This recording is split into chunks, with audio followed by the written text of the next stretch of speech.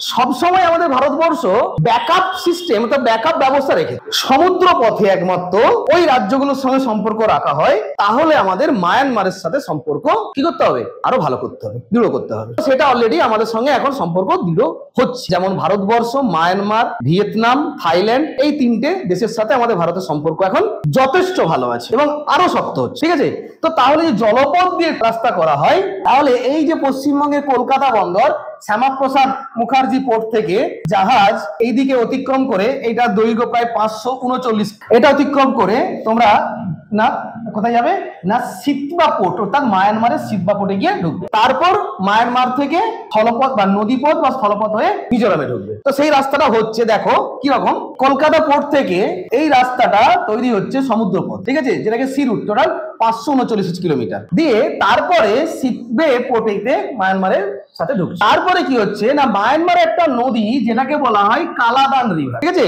এই Kaladan river 158 kilometre নদী পথে যাবে। ঠিক আছে, 158 কিলোমিটার এই নদীর উপর দিয়ে জাহাজ যাবে।